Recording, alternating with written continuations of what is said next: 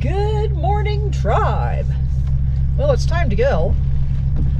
Although the weather is not really cooperating. But we've been here for 4 nights. See if I can get the windshield wipers on. We've been here for 4 nights, and my package came in yesterday, and I'm tired of sitting still. So, we're gonna get moving. Somebody had pulled in this morning in a Jeep. 2 people and their dog, and they went up on top of the rock where I filmed yesterday. So I got a whole bunch of quirky stuff on the list for today, and if it keeps raining, it may just be drive-bys. We'll see what happens, but I was definitely ready to get moving. I think by tomorrow we'll be in Albuquerque. If you missed the last video, we're outside of Gallup right now. And we got some quirky stuff we want to go see in Gallup. Wake up with the sun in our eyes. Sally forth, no need for goodbyes. Journey calls, let's roll the dice. Every mile a new surprise. This was a trailhead. It's called the Miramont Climbing Area. And I gotta say, it was just lovely. Even over the weekend. I got here on Friday, and even over the weekend, there were maybe half a dozen people that came through. And I think in the entire 4 nights that I've been here, there have only been maybe 4 or 5 people that have stayed for more than a few minutes. For the most part, people just drove down, drove around, and left again. So, kind of weird. But I was grateful for it. And we got to do a fair amount of nice walking around. The only downside is there was an awful lot of glass. I don't know why people have to mess stuff up that way, but I guess they feel like they do. And the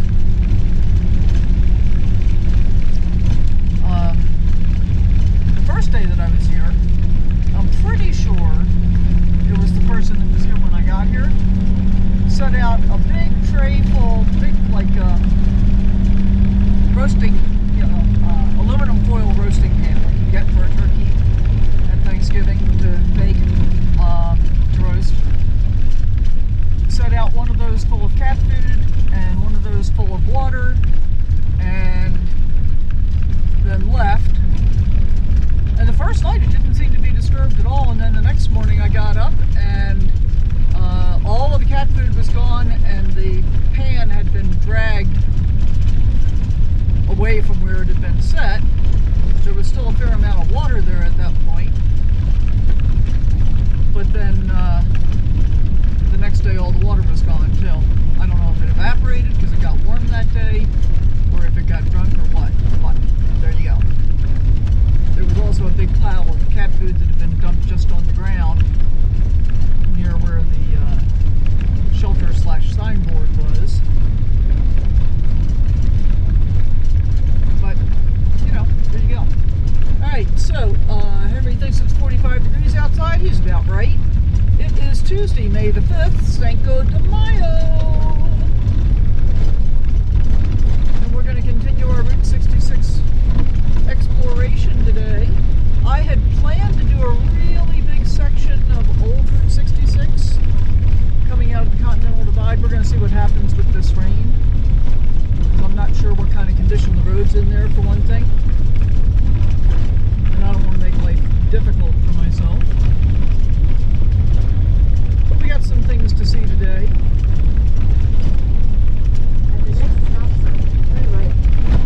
Our very first stop is going to be at Love's for fuel though. So I think I'll pick you up there. Well, we're skipping our first fuel stop because it's still raining and I'm not down to half a tank yet. And the price changed from $4.20 when I looked this morning to $4.39. So I'm going to take a chance on maybe being able to get a better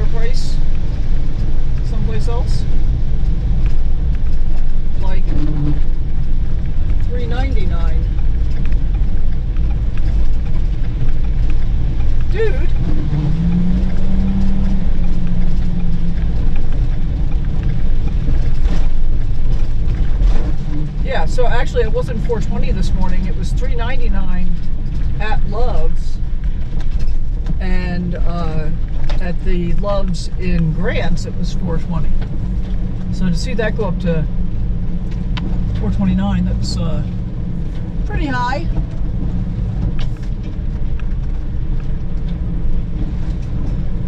Alright, so I guess we're going to do it here because $3.99 is a lot better than a lot of what else I've been seeing. Well, I'm feeling pretty good about that fuel economy today at 10.91 mpg on a 234 gallon, 234 mile tank. I'd like to see some more of that. Thank you very much.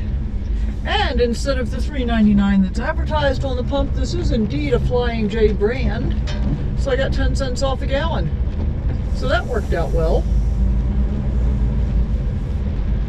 So glad I stopped, glad I saw it, because, you know, 40 cents a gallon difference is pretty substantial. But it was supposed to rain overnight and then just be kind of cloudy today. This is obviously not what we're getting. What we're getting is, oh, rain.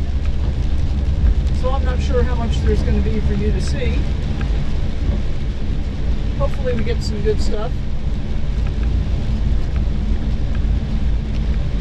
And we're just going to, you know, take it as it comes today. This is Route 66, by the way. Gallup, established 1881. We're going to be looking for this on the left-hand side. Not at this stop sign, but in the next block. Ah, there it is. There it is. Let's see if we can get a picture. See the giant Muffler Man?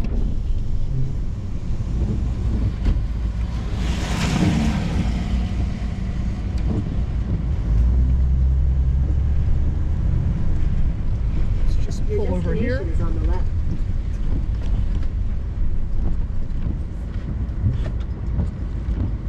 So that was cool. That's John's Used Cars. That's one of the original Muffler Men, but he's a giant cowboy. He's got a gun on his head. Yeah, we should be able to park in here. Yay. Here comes the train.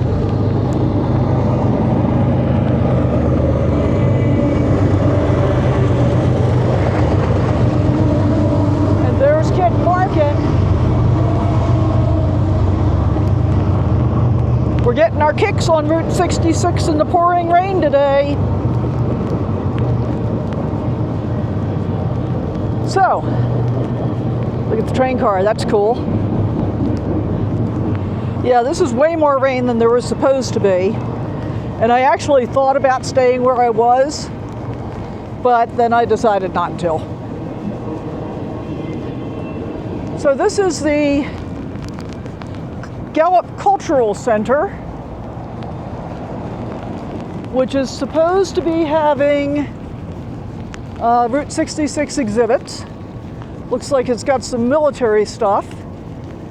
We're gonna see if we can get in here. My glasses are gonna be absolutely covered in rain, as is the camera lens. We're testing the waterproofness. So let's check it out. Entrance is free.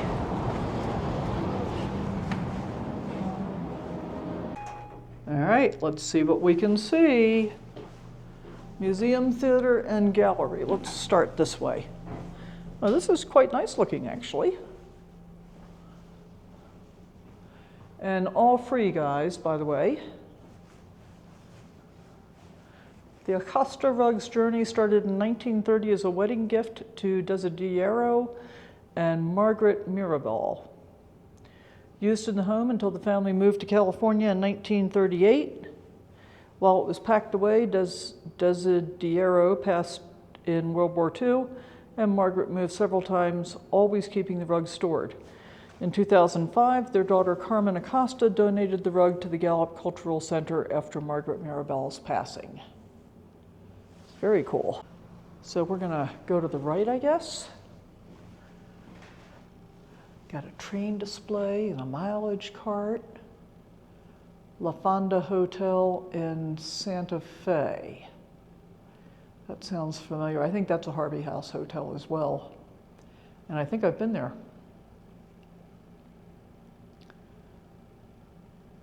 Castaneda Hotel I've been to in Las Vegas. I don't know if we're doing Santa Fe or not, actually. Not quite sure. But there's some examples of the dinnerware service and so forth. Meals by Fred Harvey.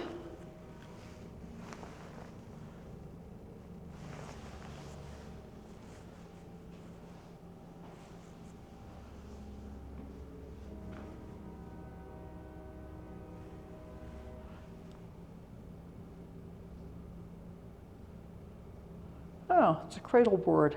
Cool.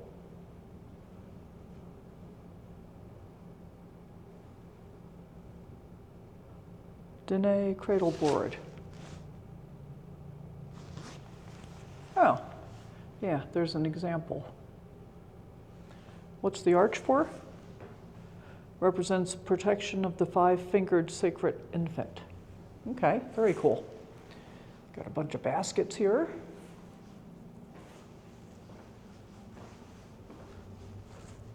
Okay, that's the end of this section.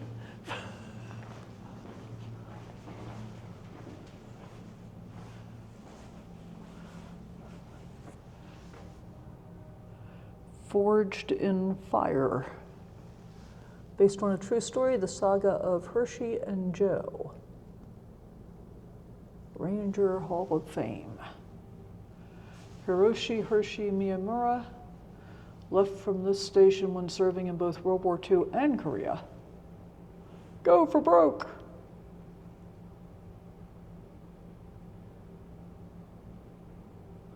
Distinguished himself by conspicuous gallantry and intrepidity above and beyond the call of duty in action against the enemy. On the night of 24th April, Company H was occupying a defensive position when the enemy fanatically attacked, threatening to overrun the position. Corporal Miyamura, a machine gun squad leader, aware of the imminent danger to his men, unhesitatingly jumped from his shelter, wielding his bayonet in close hand-to-hand combat, killing approximately 10 of the enemy. Returning to his position, he administered first aid to the wounded and directed their evacuation. As another savage assault hit the line, he manned his machine gun and delivered withering fire until his ammunition was expended. He ordered the squad to withdraw while he stayed behind to render the gun inoperative. He then bayoneted his way through infiltrated enemy soldiers to a second gun emplacement and assisted in its operation. When the intensity of the attack necessitated the withdrawal of the company, Corporal Miyamura ordered his men to fall back while he remained to cover their movement. He killed more than 50 of the enemy before his ammunition was depleted and he was severely wounded. He maintained his magnificent stand despite his painful wounds, continuing to repel the attack until his position was overrun. When last seen, he was fighting ferociously against an overwhelming number of enemy soldiers. Corporal Miyamura's indomitable heroism and consummate devotion to duty reflect the utmost glory on himself and uphold the illustrious traditions on the military service. Born October 6, 1925 in Gallup, entered service at Gallup, General Office number 85, 10/27/1953. And this happened in Korea, 24th and 25th of April, 1951. Wow, pretty cool. Oh, and I guess he was also a prisoner of war. Wow, all right. And from the Southwest Indian Foundation. Cool.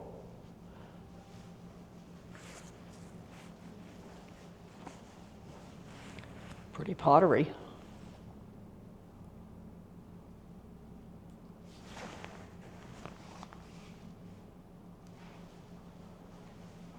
Look at, can you see the finish?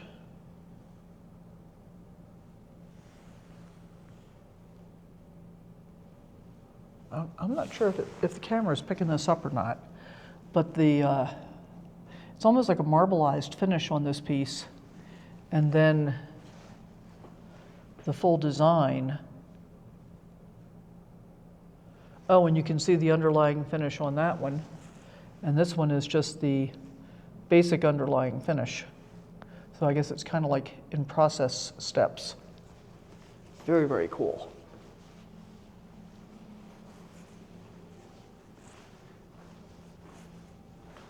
So we had the rug there. Oh, these are Dene rug weaving tools.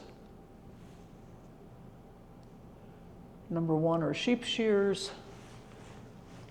Sheared wool for number 2. Carding brushes is number 3. Carded wool is number 4. Number 5 is a spinner, back there in the corner. 6, 7, and 8 are loom tools.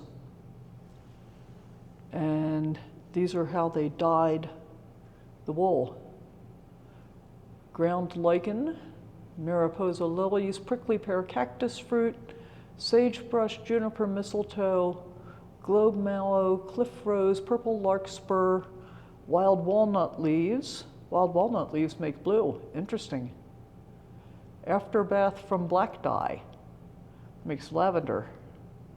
Very, very cool.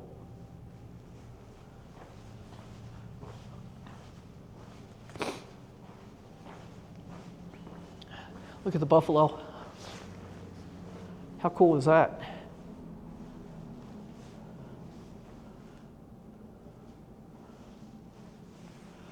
Carved into a drum. I mean, the skin is covering a drum. This is from the Taos Pueblo in 2009. And here we've got Route 66, the Mother Road. Yeah. Frontier Hardware.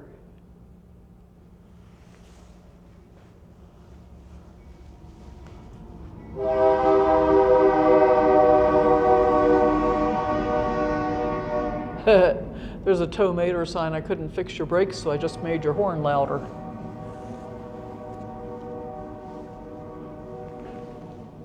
Trading post. Gallup. This is a traditional trading post circa 1928.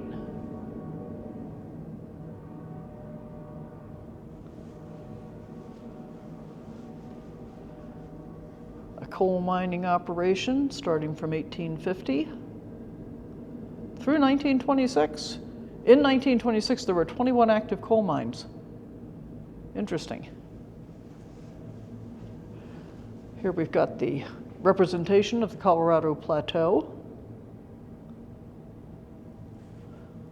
It's a physiographic and desert region roughly centered on the Four Corners region of the southwestern United States. Covers 336,700 square kilometers, 130,000 square miles. Within western Colorado, northwestern New Mexico, southern and eastern Utah, northern Arizona, and a tiny fraction of the extreme southeast of Nevada. About 90% of the area is drained by the Colorado River and its main tributaries, the Green, San Juan, and Little Colorado. Most of the remainder of the plateau is drained by the Rio Grande and its tributaries. Got some more drums here, more pottery and baskets. Very cool. Got a bunch of dolls.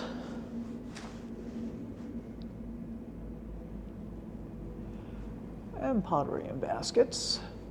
Kachina dolls.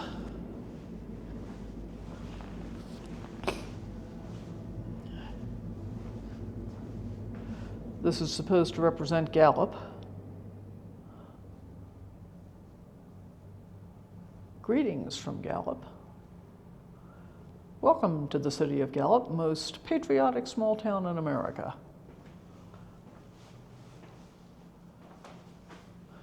Cibola National Forest. I don't think I've spent much time in Cibola National Forest, have I? I've spent some time in it. Covers 1.9 million acres, so I'm sure I've spent some time in it.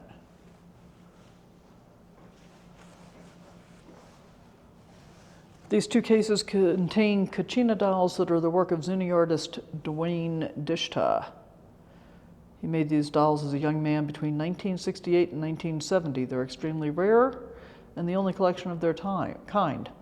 The Dishta dolls are unique in that they are the only set made which attempted representation of all known Zuni Kachinas.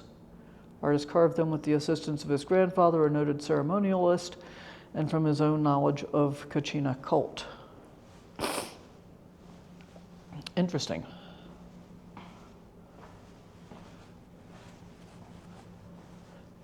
Ooh, look at the beaded vest here.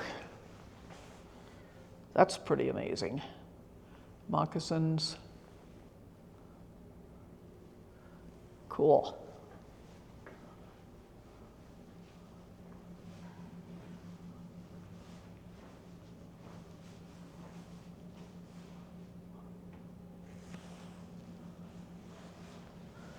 Is this a mandala? Yeah, it is. So my understanding of sand mandalas is only from Buddhist culture. I didn't realize it was a thing in Native Americans, but here you can see them working on one. It's very precise work.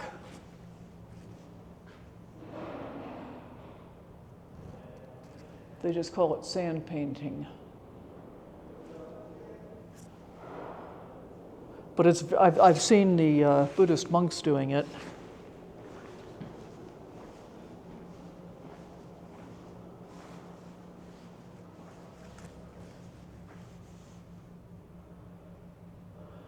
Sand paintings on the walls in this exhibit were made by Tony K. Thompson of Crown Point, New Mexico.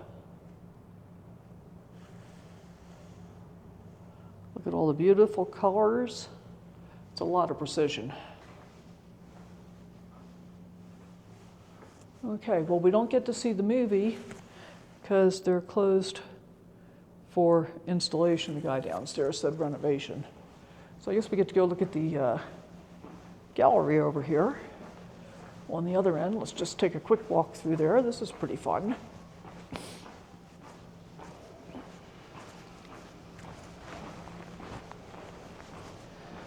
So here's my take.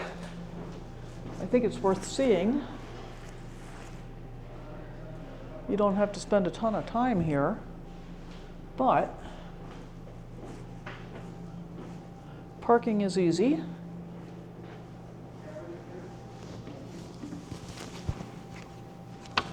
We got a whole New Mexico Route 66 book. I think I'm gonna take it.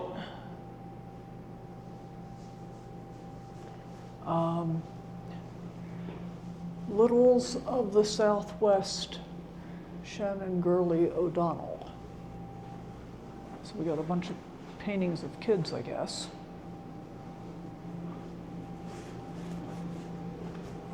Edward S. Curtis exclusive Southwest collection.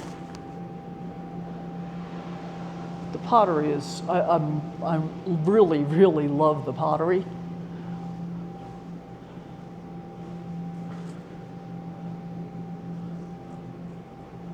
You know, it's interesting to me that that's a cool rug with the buffalo coming at you.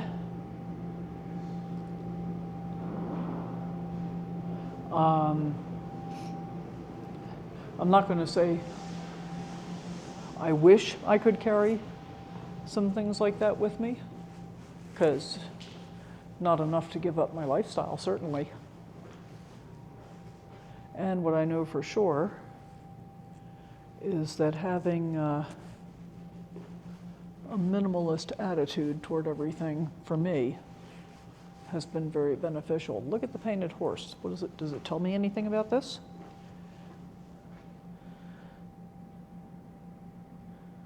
In 2000, Chase the Pony was obtained through the first Trail of Painted Ponies program, and 28 artists lent their talents to create the piece.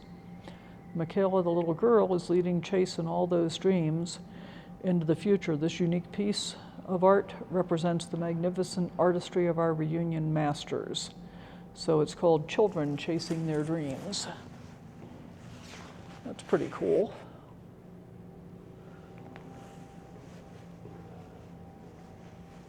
Art Scholarship and School Award Program. Here's another painted horse. As long as there is one. Challenger's paintings tell the story of people rich in heritage and tradition. Stories sometimes poignant, often angry, but always powerful and demanding to be told.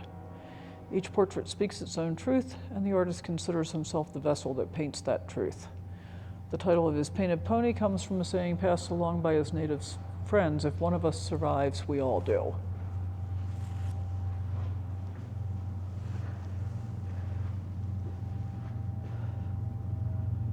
Very cool.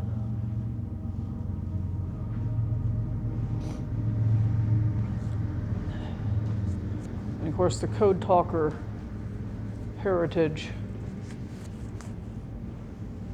very prevalent in New Mexico.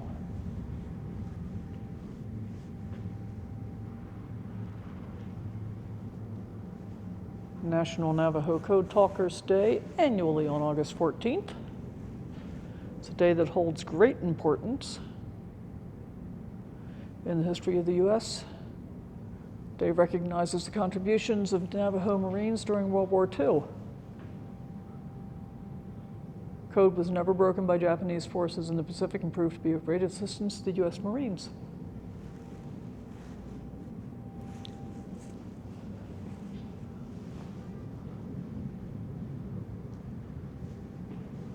Wow.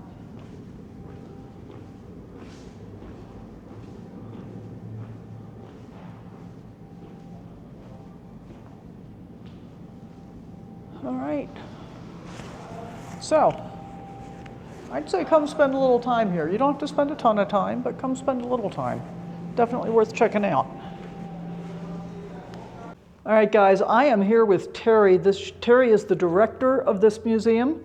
And what's the full name here, Terry? The Gallup Cultural Center. The sign outside is the George Galanis Multicultural Center, and it's named after a former, dedicated to a former mayor of Gallup, New Mexico. Very cool, very cool. And just so you know, guys, as you know, I'm in an RV, I'm 32 feet long. There is parking on both sides of the building. So either side, you should be able to park no problem. Admission is free, and as we've already seen, there's some really cool stuff here, including the sand paintings, which we talked about already. Terry is about to give me a sneak peek of what's coming up, and I'm not going to show you. I'm not going to show you, but I'm going to get to see it, so how about that?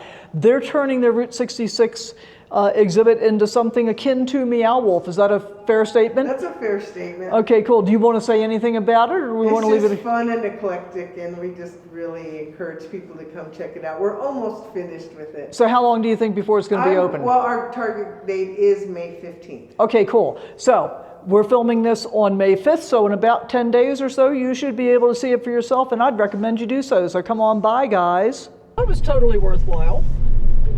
And Terry, the director, was absolutely lovely. We had quite the conversation about all of the things that they've been able to do here locally for the local people as well. But I think it's definitely worth seeing as a traveler as well.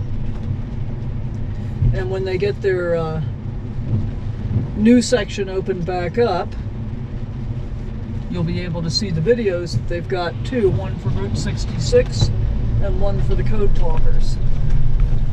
And the 29 Code Talkers is really pretty amazing. Okay, so we're coming down here. We want to see the historic El Dorado Hotel. And I think this is just going to be a drive-by. And Slazzy Traders Wholesale.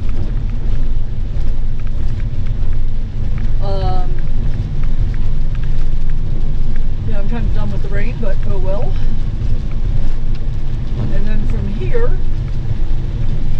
Schley. business. My father used to drink Schlitz when I was growing up. It's kind of nostalgic. So once we take a look at the Eldorado Motel up here, we're going to stop at Walgreens so I can pick up the package I've been waiting for all these days. And then we're heading for the Continental Divide.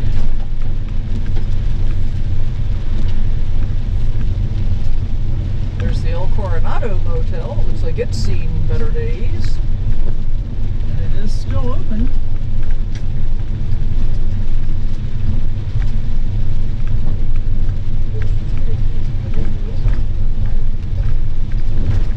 You see it? See the brown and yellow sign? El Rancho Restaurant, 49er Bar, world famous Indian store, Armand Ortega's, historic Route 66. It says check into history. Pretty cool looking. And this was the main drag, guys. This is Route 66.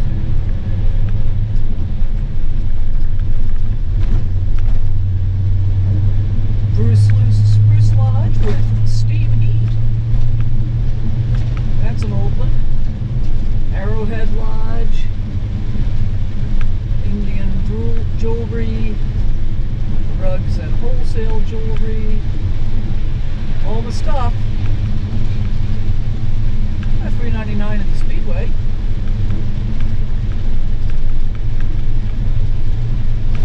Where's Walgreens? So we just gotta find a place to park.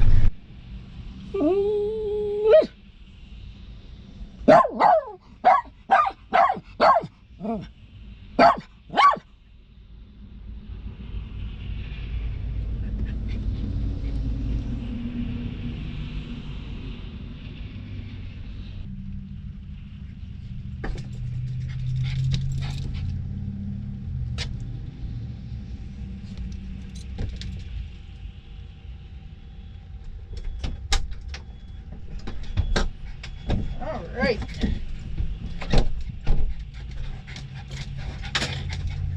Good job. Good job.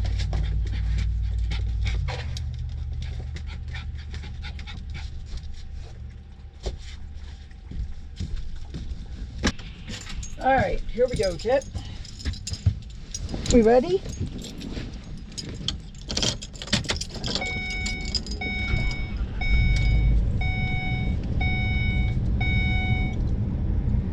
Ready? My good boy, my good boy. Mission accomplished. I got my package. Now we just got to get out of here. That was a very nice job of parallel parking I did there. Good thing nobody pulled into the space I left in front of me though, because I would have been blocked in since I backed up almost all the way to the curb. Head toward East Aztec, then turn left onto East Aztec.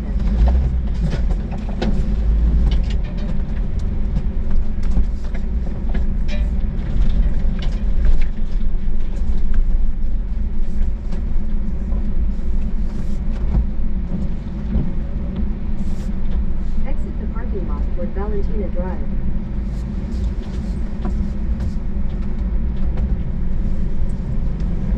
So here we are on historic 66. I'm not sure how far we get to go. If we can get all the way to the trading post here. We're going to find out just how far we can go.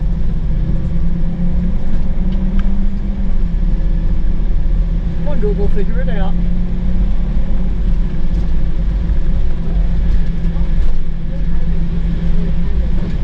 It's going to put me on I-40 in a couple of miles. And I think based on the rain, I'm probably okay with that. Historic 66. There's the Railway Cafe serving breakfast. We already had breakfast. I passed the freeway. Google really wants me to turn around.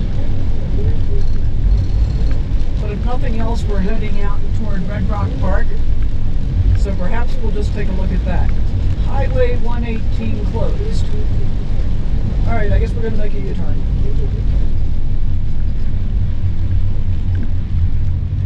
Okay. You win, YouTube. Google. I gotta sit here and wait for all this traffic to go past me.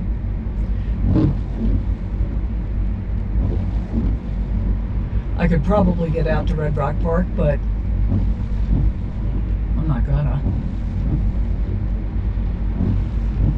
And then I got a bunch of traffic coming behind me, so I'll have to wait for all of them.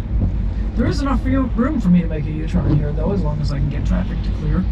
So we'll work on that, and then we're going to hop up on the freeway, and we'll see you at the next stop. Well, here we are at the Continental Divide on Route 40 in New Mexico with an elevation of 7,245 feet. And of course, this means that rainfall divides at this point.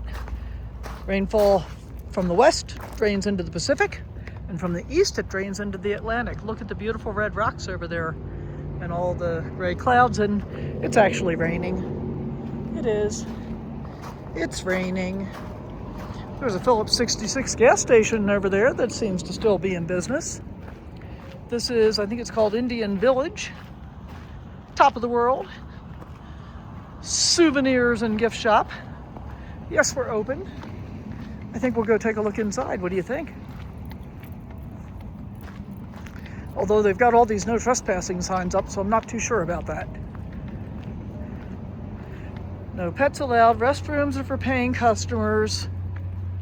$2 per person without purchase. Really? Okay.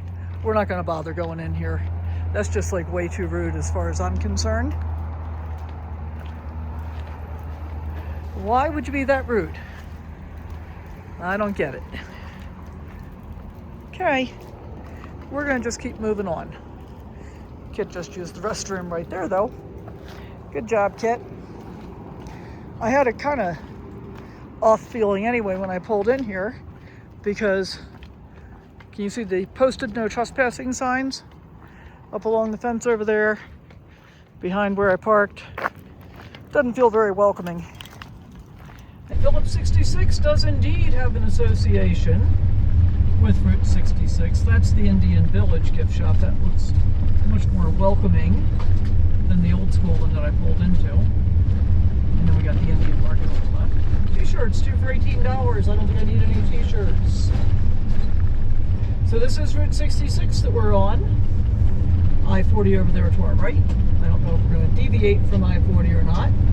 And the decision that I'm going to have to make this evening is, are we going to do the original alignment, which goes from Albuquerque up to Santa Fe, or are we going to do the more modern alignment, which started in 1937, that more closely parallels I-40?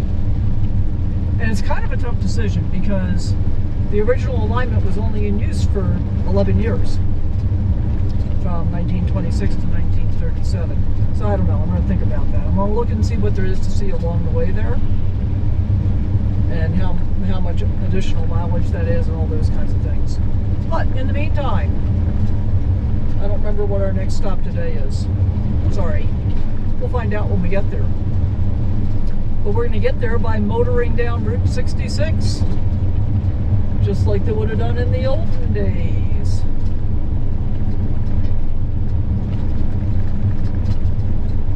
Chaco Cultural National Historic Park, Bluewater Lake State Park. I've been to Bluewater Lake State Park before. I don't think that's Chaco Canyon, though. And I don't think we're close enough to it that I want to make a detour anyway. So we're going to just continue on Route 66. We're getting our kicks. So I noticed in that previous section that we were on that because we are near the west side alignment, all the billboards that are out on the field to our left are all facing the wrong way for us. I mean, they'd be facing the wrong way for us if we were on I-40 as well, but just kind of confusing too. And the road's in good shape, so that's nice.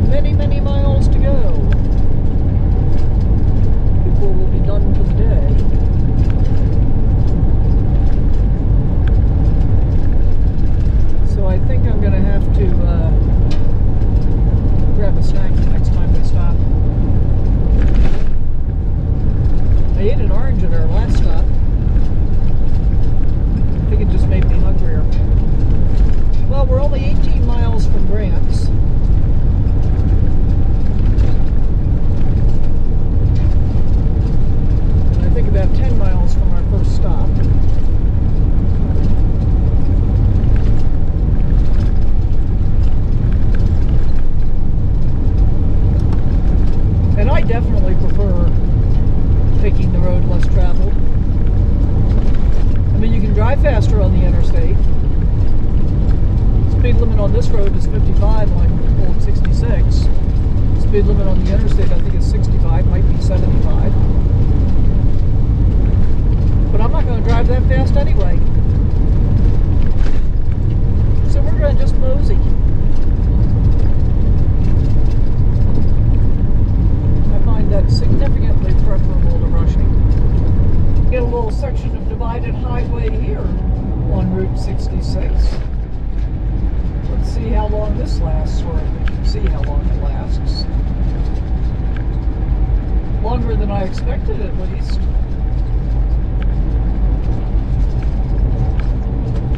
I keep seeing, I've seen several billboards for the Bar S RV park at exit 79. I think I stayed there too.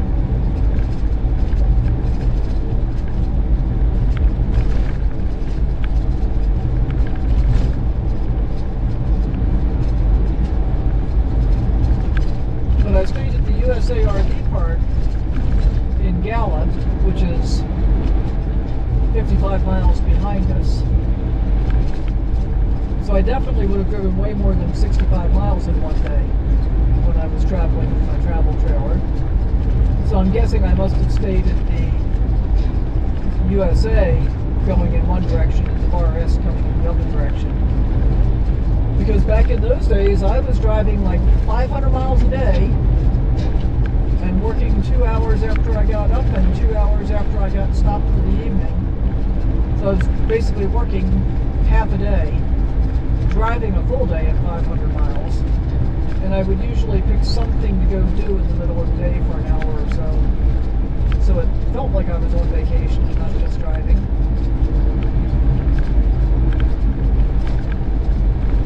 And now, I can't believe I used to do that. Oh, you can get to I-40 from here. But I don't wanna.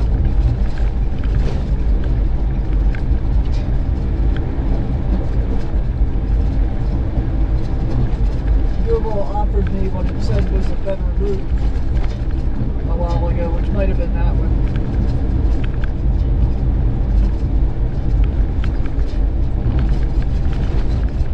But I think we're getting pretty close to our next stop. And if it's what I think it is, I can't remember which one it is for sure. I've been to at least one of these places previously, a few years ago. But in that case, I got off of Route 40, came over to the Quirky stop, and then went right back to Route 40. So I really kind of like the fact that we're doing this from Route 66 today. Looks like we got a period piece motel up here on the right. Oh, is this, maybe this is our first stop. In half a mile, turn right after Old Bluewater Motel. Yeah, so this is the old Bluewater Motel coming up that I wanted to take a look at.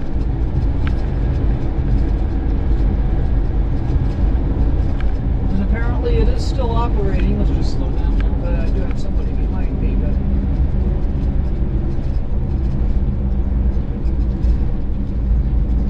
well, maybe not. Yeah, I don't think it's operating. I think it's just collecting stuff. Yeah. After Old Bluewater Motel, turn right. Then your destination will be on the left. It's okay, kid. It's okay.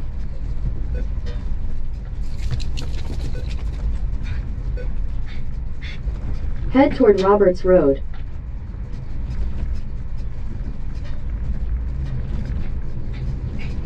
Alright, well that's a very, very cool old sign. And just imagine, so the motel's back there. Continue for 6 miles. See it way in the back? Barely. Back there. That's the kind of place that you would have been stopping on Route 66. We got a truck coming. We'll wait for him to pass.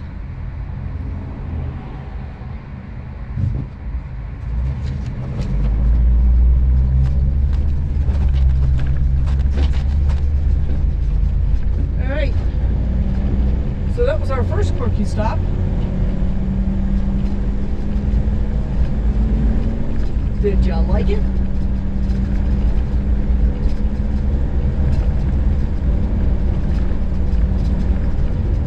And then next up we got, I think next up we've got the Budville Trading Post, but I'm not positive about that. That's about 32 miles. Check out Veterans Memorial Park here on the right. We got some Army surplus weaponry. Little tank there.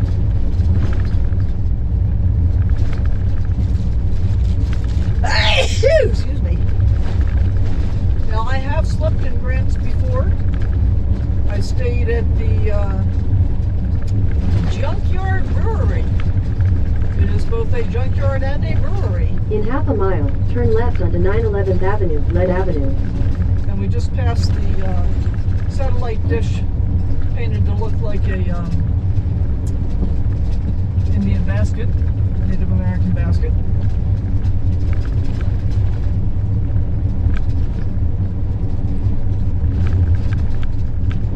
Hollywood Diner. They look like they're out of business. There's another one.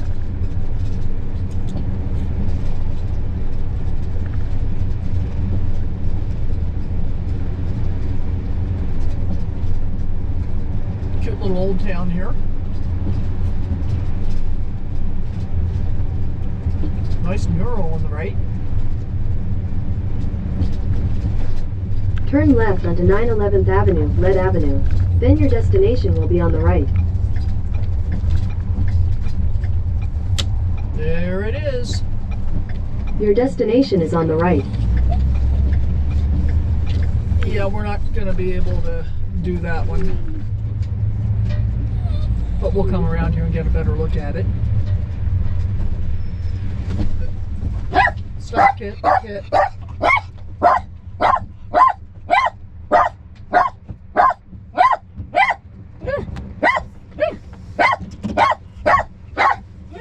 Actually, it looks big enough.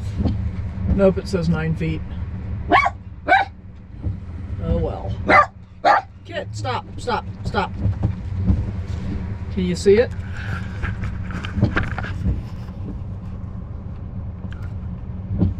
Pretty cool, but we're not going to drive through that one.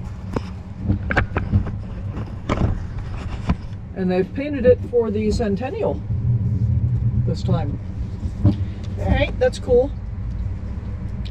And if it was not raining, we'd get out and hang out in the park for a while, but we're not going to do that. We're going to just continue on.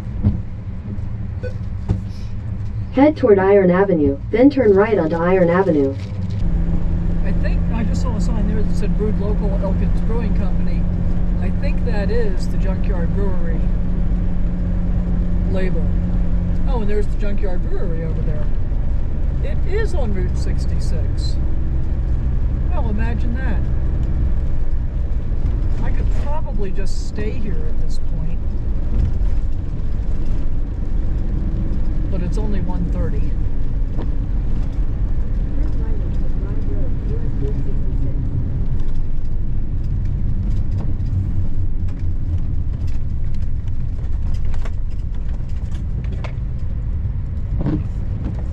Historic Route 66. So when we came through here before, and we stayed at the Junkyard Brewery, which is going to be over here on our left,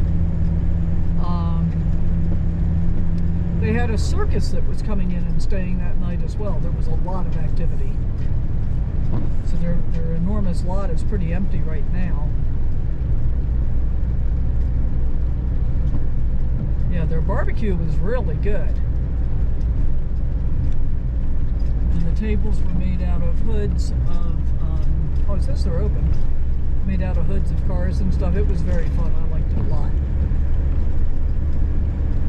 And the answer to the question of does Phillips 66 have a direct association with Route 66 is yes. What's the association, you might ask? Well, the gas company Phillips 66, now known as Phillips 66, was testing gas formulations on Route 66 at 66 miles an hour in Oklahoma. So now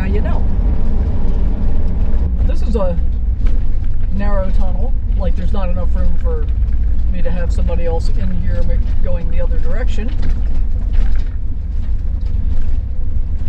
And I'm glad I went ahead and came this way, because I did see an exhortation that RVs should avoid this route because of that tunnel.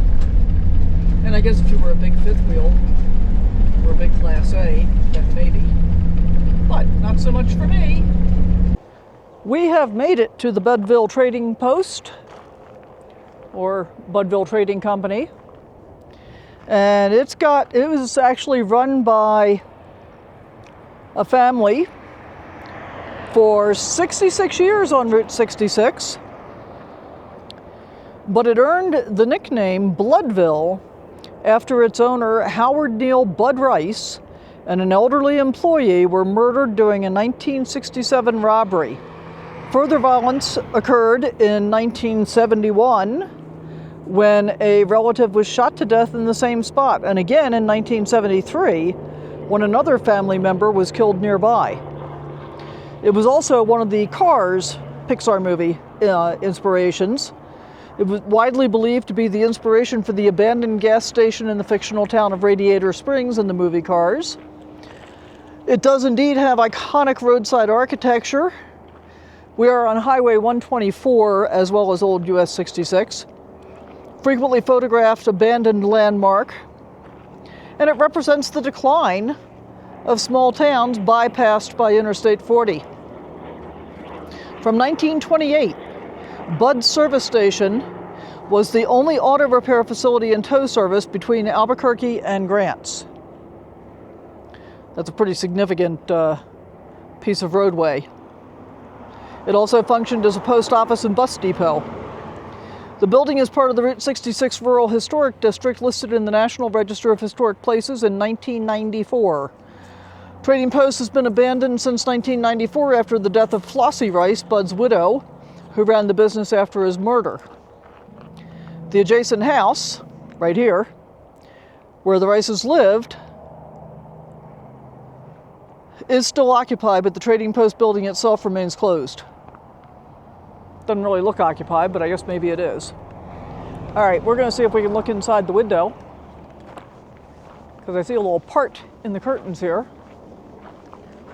Nope. Nothing there we can see. Nothing there we can see. Well, so how's that for some interesting history?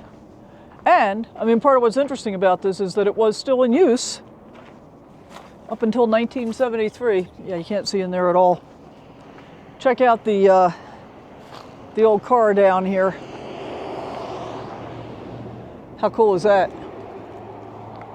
And I want to go down this way just a moment. I think I can turn my headlights off now, because we got another stucco kind of building back over here. Oh, several of them. Yeah, several stuccoed buildings there. All right, cool. Parked on the other side of the road last time. There's Dixie. Beautiful landscape. Be nice if we had better weather, but this is what we got. There's a window open back there. Okay, aren't you glad we came? And I'm really glad we came all the way down Route 66 to get here. I think that part's pretty cool. Some of the things that we're doing in this Route 66 journey are brand new, and some of them are repeats. But even the repeats, I'm seeing from a different perspective. Like the Budville Trading Company. And the next thing we're going to go take a look at is the Rio Puerco Bridge. We might end up having to go back to that in the morning because if it's still raining when we get there. I definitely do want to be able to get out for that. But in the meantime, look at how beautiful this is. Now, think about just driving through this landscape in the 20s, 30s, 40s, 50s, 60s, 70s, 80s. This reminds me of the movie Cars, though, which I watched not all that long ago, with the big red cliffs along the roadside. Pretty cool.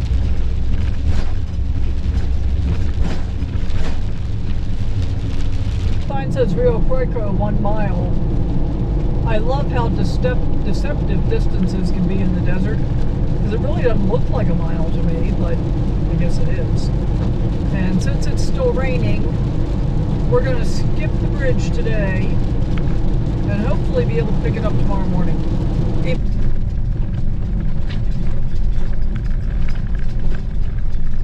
In 600 feet, turn left into the parking lot.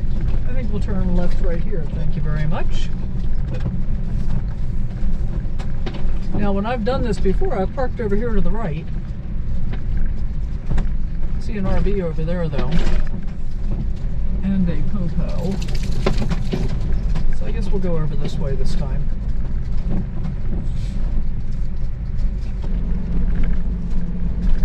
Which looks fairly level. I think my rear end will be high. Oh, but there's also that spot over there that might be better. This is completely level. We're going to sit right here. And this is home. Wake up with the sun in our eyes.